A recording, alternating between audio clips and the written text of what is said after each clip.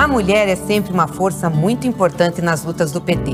Seja em governos, no parlamento, nos movimentos sociais ou na linha de frente de programas como o Bolsa Família, o Minha Casa Minha Vida, o ProUni.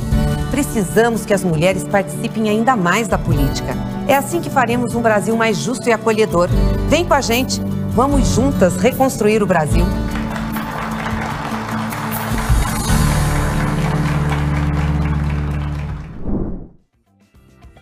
As creches são um direito das crianças e das mulheres. E é sobre esse direito que a professora da Universidade Federal de Minas Gerais, Lívia Fraga, vai falar na aula de hoje. Meu nome é Lívia Fraga Vieira e hoje, nesta aula, nós vamos falar sobre as creches, as mulheres e as políticas públicas de cuidado, por que a creche não é universal e por que ela é um direito, né, à educação e à proteção das crianças. Então, é importante a gente iniciar mostrando que existe uma correlação entre a renda das famílias e a oferta de vagas no Brasil hoje. Segundo dados da Pesquisa Nacional de Amostra de Domicílios Contínua, a PNAD, divulgados recentemente, nos últimos 2 anos, pelo IBGE. Então, entre as crianças de 0 a 3 anos que pertencem aos 20% com renda domiciliar per capita mais baixa no país, aquele quintil mais baixo de renda da população, quase 34% das crianças estão fora da escola porque não existe vaga ou porque não tem creche perto da casa das pessoas. Se considerarmos, então, o grupo 20% com renda mais alta no Brasil, esse problema não atinge nem 7% das crianças. Então, aí já mora uma enorme desigualdade de acesso pela renda na educação, na creche no Brasil. Então, se a gente tinha uma ideia de que creche é coisa de pobre, não é verdade hoje no Brasil. As famílias mais pobres têm as maiores dificuldades de acesso à creche. E nós sabemos que a creche é direito da criança, dos bebês e crianças, é direito de mães trabalhadoras e é dever do Estado e dos municípios de ofertar. Hoje, então, nós temos uma taxa de atendimento de crianças de 0 a 3 anos no Brasil que não chega a 36%. Então, apenas 36% das crianças de 0 a 3 anos têm acesso às creches. Isso tem diferenças em relação, como nós já vimos, à renda, à cor, raça-cor das crianças, ao local de habitação.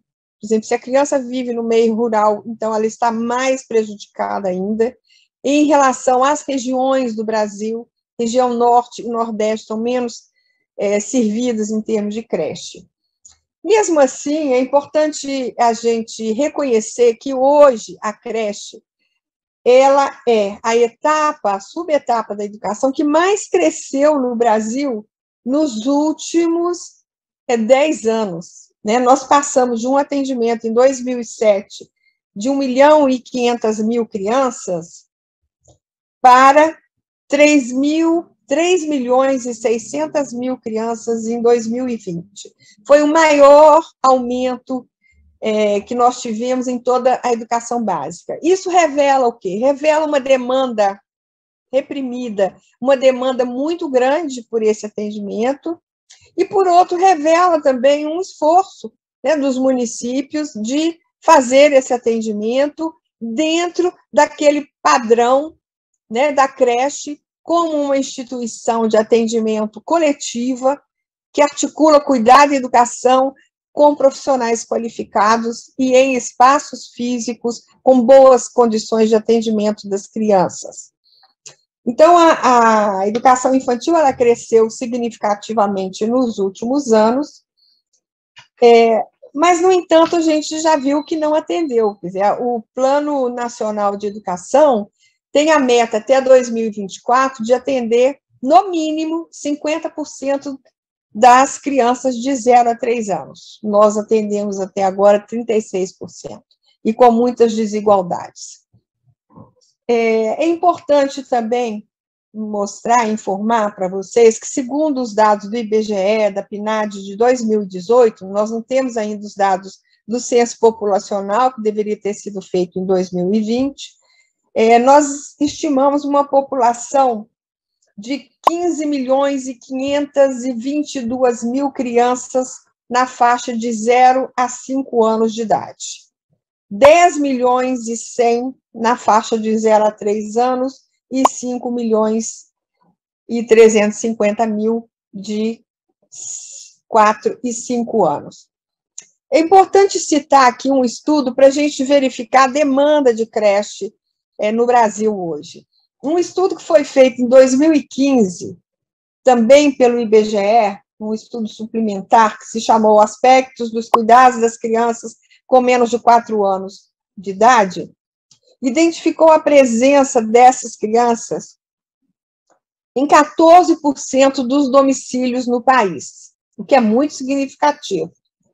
Esses resultados mostraram que 84%, mais ou menos, 8.700.000 dessas crianças permaneciam de segunda a sexta-feira no mesmo local, com a mesma pessoa, e que quanto mais nova a criança, tanto maior era o percentual de permanência no mesmo lugar, com a mesma pessoa ao longo da vida. Esse estudo mostrou que 91,8% das crianças com menos de 1 ano ficavam nessa situação. Quando elas já chegavam perto dos 3 anos, esse percentual chegava a praticamente 61%, o que é muito alto. Essa situação, a pesquisa mostrou ainda a concentração de crianças menores de 4 anos em domicílios com rendimento per capita variando de nenhum rendimento a menos de um salário mínimo. Quer dizer, e estes concentraram 74% das crianças nessa idade. Então, quer dizer, quanto mais pobres também os domicílios, maior a presença das crianças de 0 a 4 anos, de segunda a sexta-feira, com a mesma pessoa. Sabe Deus em que condições de domicílio essas crianças estavam e estão, né? Essas informações, elas se tornaram, então, mais preocupantes agora no contexto da pandemia, né, onde estudos mostraram que as condições de moradia de um percentual elevado da nossa população não apresentavam água potável, esgotamento sanitário, o que complicou muito a situação de vida dessas famílias e especificamente das crianças que estavam. A isso se soma, né, essas situações de moradia e saneamento básico nos colocam e nos colocaram em alerta para a gravidade das condições de vida das crianças pequenas e dos bebês confinados, então, em domicílios com baixos rendimentos no quadro atual da pandemia.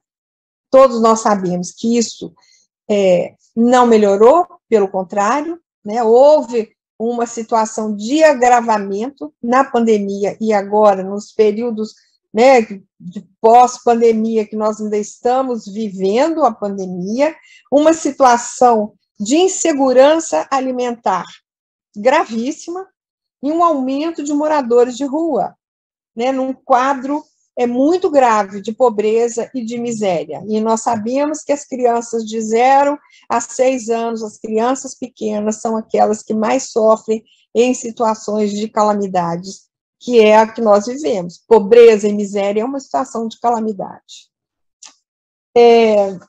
Importante também a gente considerar que antes da pandemia, o número de crianças de 0 a 6 anos em famílias pobres já era alto, eram 5.500.000 crianças, são 29% da população nesta idade de 0 a 6 anos.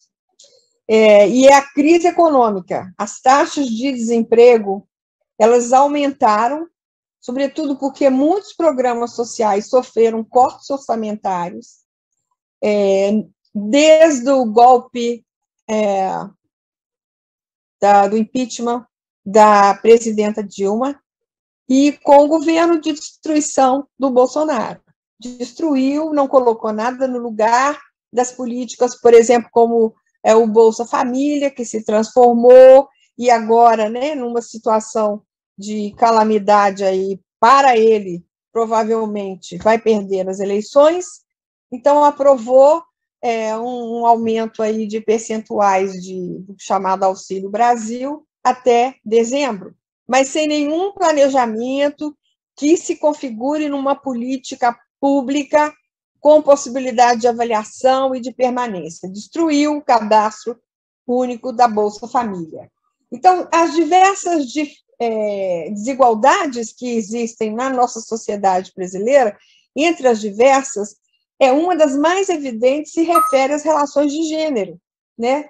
Menos relacionadas à questão econômica, e mais do ponto de vista cultural e social também, né, constituindo, a partir daí, representações sociais sobre a participação da mulher dentro de variados espaços, seja na família, na escola, na sociedade, nos movimentos sociais.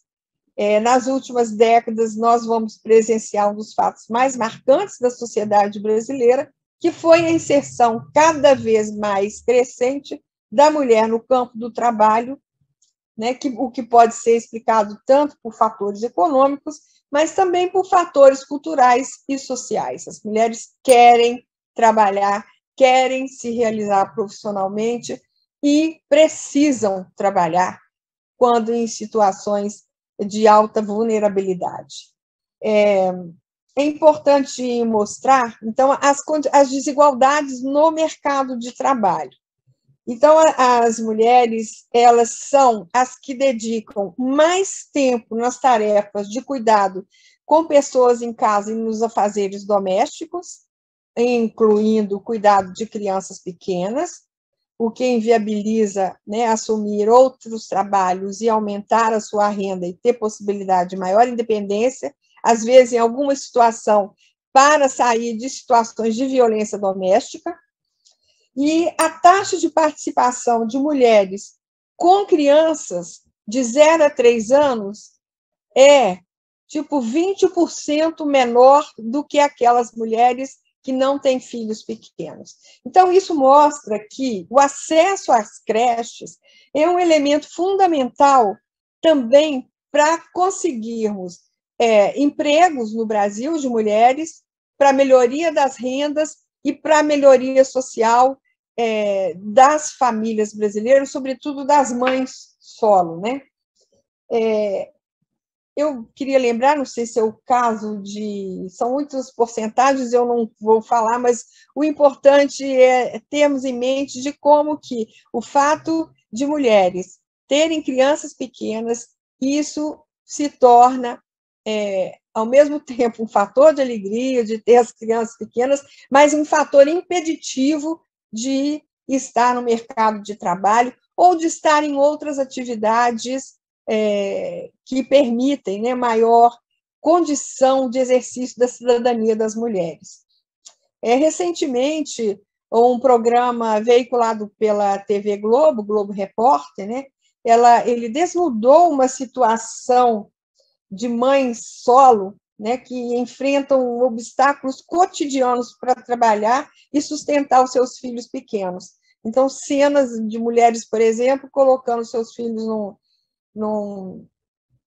em situações, inclusive, insalubres, né, em salão de beleza, coloca o menino num cercadinho, não tem com quem ficar, e a criança fica ali o dia inteiro. Não é bom para a mãe, não é bom para as pessoas, e é terrível para as crianças, né?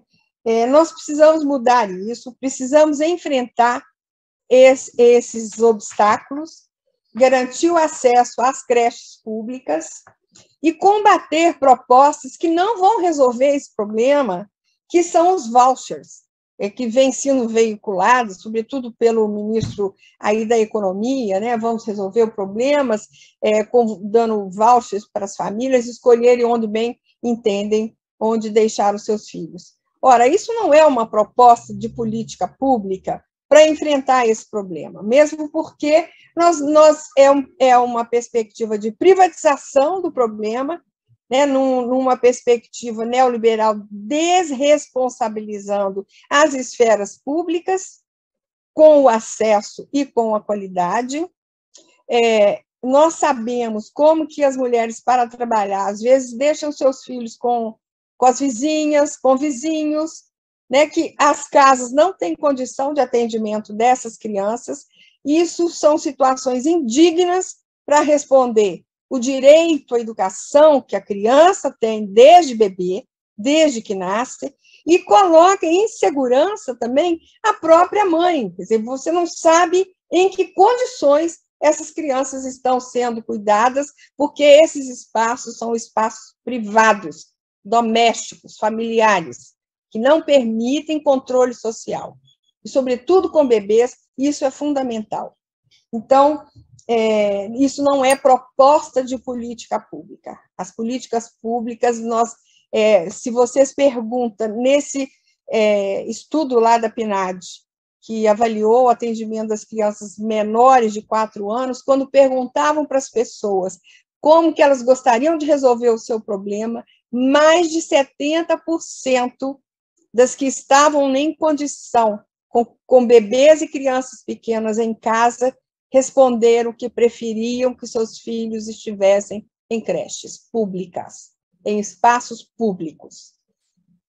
Isso é muito importante, porque demonstra também uma consciência da população que necessita desse serviço, de como que o espaço coletivo, público, de atendimento, ele permite uma visibilidade, um controle social do que se faz com as crianças. Um outro motivo também é que nós verificamos que, muitas vezes, meninas um pouco maiores são impedidas de estudar, de ir para as escolas, ferindo um outro direito também, porque costumam ficar em casa cuidando dos seus irmãos menores. Então, a falta de creches para atendimento de crianças de 0 a 3 anos, com qualidade, com acesso, com responsabilidade dos poderes públicos, é uma política social, é uma política pública da mais alta relevância numa sociedade que quer ser democrática, que busca, né, ideais igualitários e dirimir e lutar contra desigualdades sociais e desigualdades de todas as características e permitir maior bem-estar de vida para mulheres, para crianças pequenas, para a sociedade em geral. Então, creche é direito da criança, é direito da mulher trabalhadora, é dever do Estado, é obrigação das prefeituras de fazer e de dar condições de um atendimento de qualidade para essas crianças pequenas, que são seres frágeis ainda, estão aprendendo, mas são capazes de interagir e de participar também na vida, naquele contexto social que são as instituições de educação infantil, no Brasil e em qualquer lugar do mundo. Então, eu agradeço a atenção de vocês. Que futuro nós queremos para nós, mulheres, para os nossos filhos, para as nossas comunidades, para o nosso país?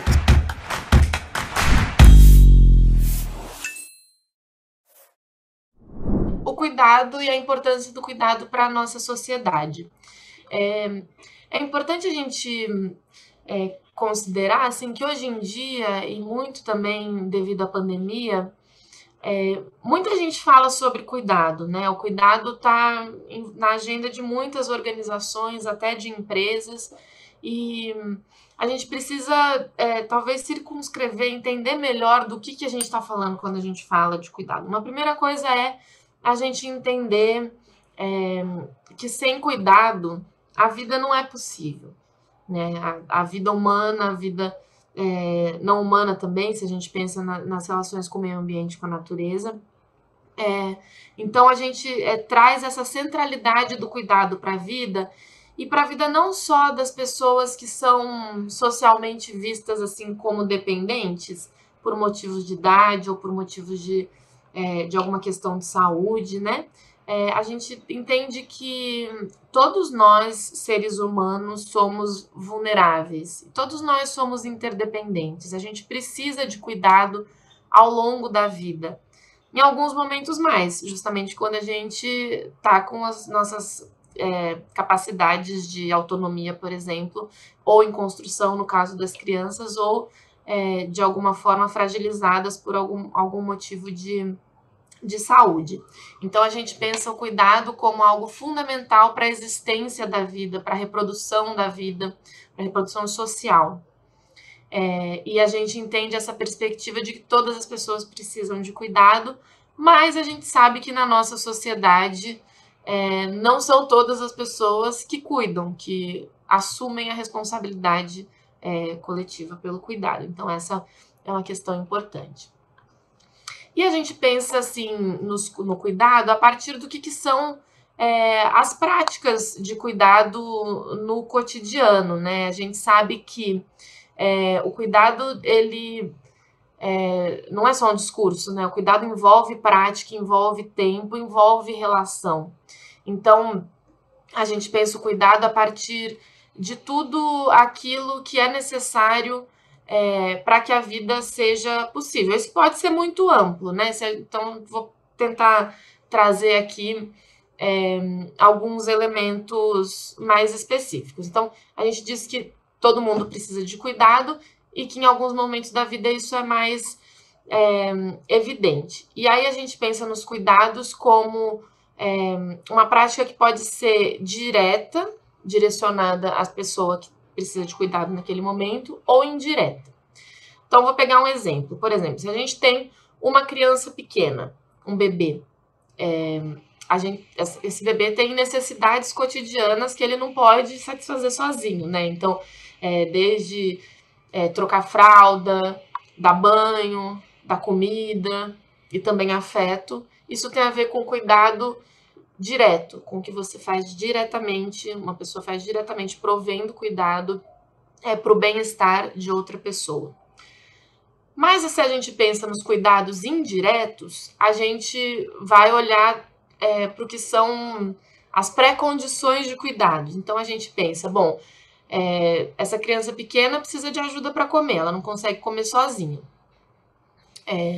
Então a gente pensa na comida que vai ser preparada. A comida que vai ser preparada, ela pode ser um cuidado indireto, porque ela precisa ser feita como uma condição para o cuidado que é dar comida, ajudar a se alimentar. A criança que está aprendendo a andar, que está brincando no chão, que está, enfim, desenvolvendo também suas capacidades motoras, ela precisa brincar num ambiente limpo, né? Então, a limpeza da casa, por exemplo, faz parte de pré-condições para o cuidado das crianças. Então, a limpeza da casa, o que a gente conhece normalmente como trabalho doméstico, é uma forma de cuidado indireto também. Então, cuidado com a casa faz parte do que é necessário para cuidar do bem-estar das pessoas. E aí a gente precisa pensar também que quando uma pessoa limpa a casa, e aí pode ser a pessoa que mora na casa, ou como acontece muito no Brasil ainda, né, pode ser uma trabalhadora doméstica, a limpeza da casa ela vai beneficiar todas as pessoas que vivem na casa, não só aquela criança dependente, né? Então a gente traz essa noção de que a gente precisa também identificar como que as pessoas adultas, supostamente autônomas, independentes, né, também se beneficiam desse trabalho, tanto da limpeza, como da comida feita, da louça lavada, da roupa limpa, né? Isso tudo é fundamental para que a vida dessas pessoas autônomas aconteça. Só que a gente sabe que na nossa sociedade algumas pessoas autônomas, principalmente os homens, não fazem essas tarefas no cotidiano. Então, acho que uma questão importante é que a gente fala dessas coisas concretas do cuidado, e aí para nós é muito importante, particularmente aqui no Brasil, considerando a estrutura de desigualdade, né, não só de gênero, mas também e fundamentalmente de raça e classe, a gente olha para a noção de trabalho doméstico e de cuidado como algo indissociável, né? A gente traz a dimensão do trabalho, a gente fala do trabalho doméstico e a gente fala também do cuidado. E isso tem a ver com uma perspectiva política também de visibilizar tanto essa indissociabilidade entre o cuidado indireto e o cuidado direto, quando ele se realiza no ambiente doméstico, né, nas casas, mas também para a gente visibilizar o conjunto de pessoas que realizam esse trabalho, de forma remunerada ou não, e a partir das condições que esse trabalho é realizado. E a partir daí a gente consegue pensar políticas mais integrais para reorganizar essa forma de cuidar da vida, né? Essa forma de trabalho que tem a ver com cuidado da vida.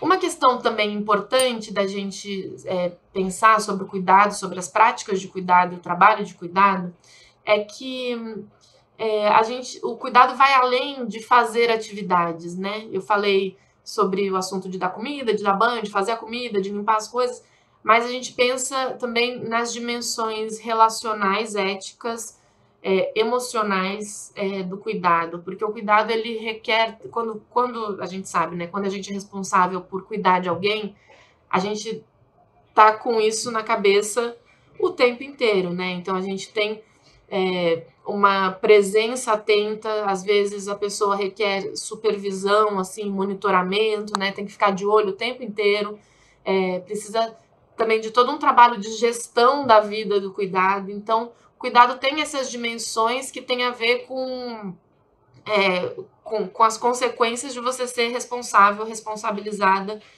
por outra pessoa. Então, dito isso, eu queria entrar um pouquinho numa questão que é fundamental, que é isso, como que o cuidado se organiza na nossa sociedade, né?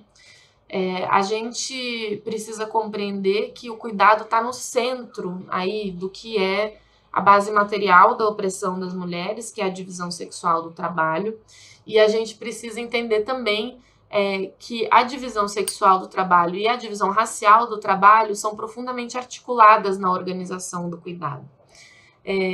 Tem uma discussão assim, internacional em vários países que fala sobre os regimes de cuidado, como que o cuidado se organiza na sociedade. Aqui na América Latina, na Argentina, no Brasil, em outros países que têm essa característica de desigualdades estruturais, a gente fala muito sobre a organização social e política do cuidado para olhar para essas dimensões, entendendo como as dimensões do racismo, do patriarcado e da dinâmica de classe nas nossas sociedades vão estruturar a organização do cuidado. Então, a gente sabe que, assim, concretamente, isso significa que não é a mesma coisa você falar sobre como a elite organiza o cuidado e como a classe trabalhadora organiza o cuidado, como as mulheres estão no cotidiano das periferias urbanas organizando o cuidado e como estão no campo organizando o cuidado. Então, a forma como as famílias,